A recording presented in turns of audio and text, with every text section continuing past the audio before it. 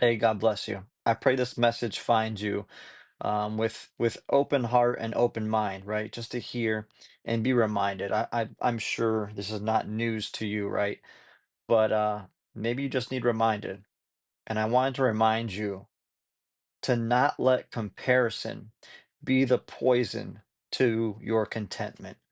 And I know that sounds maybe cliche, maybe sounds too simple, but let's just be honest for what comparison does. What happens when we compare our lives to somebody else? We compare what we see somebody else going through, what they've been through, what they are showing everybody. We compare that to our reality when that might not even be their reality. And so that's a whole topic in itself. And so I'll just be honest, man, God has really given me a passion in the last, I don't know, some years where I just hate comparing. I hate when anybody, especially people I really truly care about, they go in the direction of comparing their lives or they allow somebody else to compare themselves.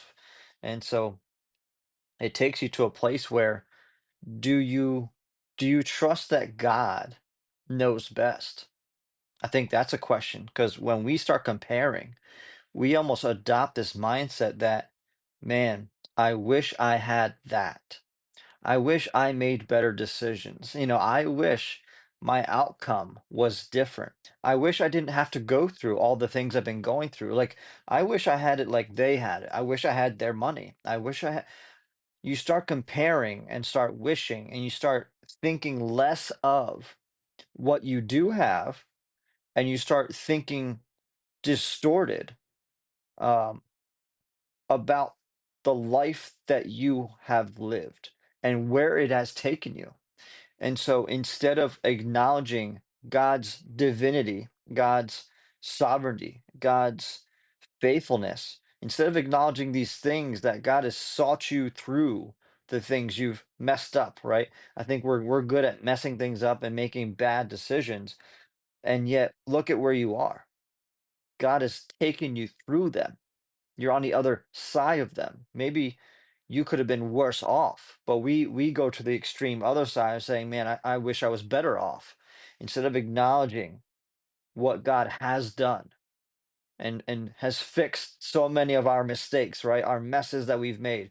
And so that's just one aspect to it. But um, I think, there's a lot of great quotes when it comes to comparison, how it's just it steals your joy. There's a lot of things, but when I think of comparing, it takes me to one of my favorite passages that Paul writes in Philippians 4, which we like to quote and we like to decorate our houses and make shirts with this passage of verse 13. Like we love to do that.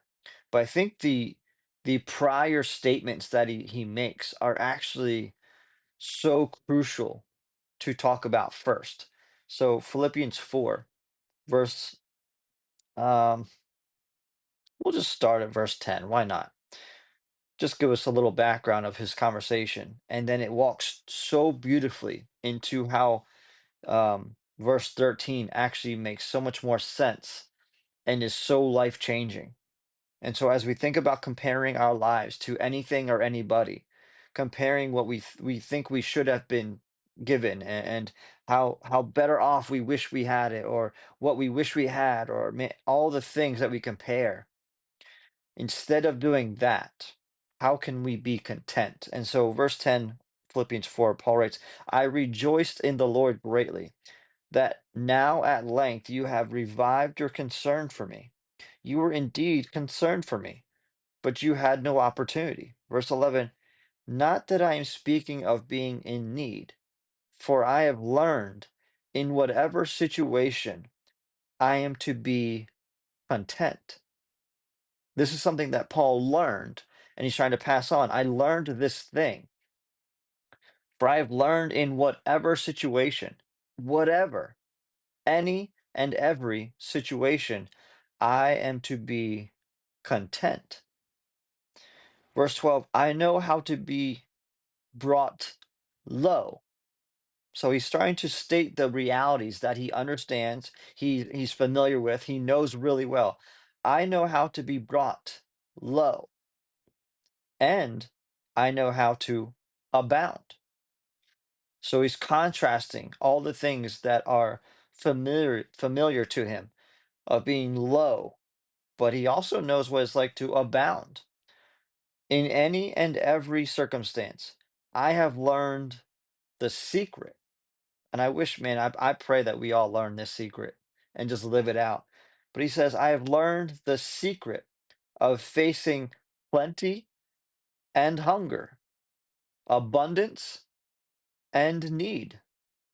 I, verse 13, can do all things through him who strengthens me. This is not a verse that we should take out of context and just use however we want to, and just use it as an empowering thing that, man, I can do anything. Okay, can you be content when you're hungry? Can you be content when you're at a low? Can you be content, like Paul said, in every situation? I've learned the secret. Has this secret been a reality now for you to be content in Christ, no matter what life looks like? So instead of comparing your life to somebody else's, instead of comparing outcomes or all the things I wish I didn't have to go through, I would be careful. One aspect that comes to mind is I'm almost, and I know this might sound dramatic, but I'm almost mocking God. I'm almost slapping God in the face saying, man, you really messed this up.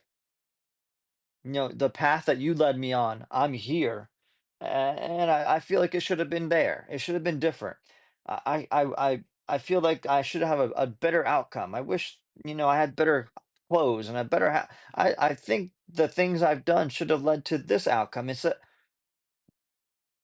I will be careful with that mindset and that perspective, thinking like the way you think things should have turned out is better than God and what he allowed to turn out.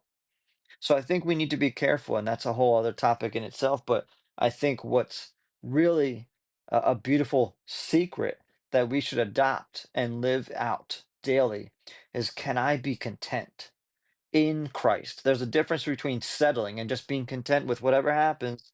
No, that's not what he's talking about. But I can be content in Christ because I'm in Christ. I acknowledge that everything else is temporary. The life I live here is temporary, but in Christ, I have eternity. And so, you know what? All the things that don't feel good, it's temporary. My eyes are set on eternity, and I have an eternal joy because of Christ. I can be content because I understand he will pull me through. He will lead me through these low moments, right? He'll lead me through it. So I will be content. I will learn the secret. Instead of comparing, I'll be content because my trust is in the Lord, not in my circumstance, not in what I can control. Let's learn that secret.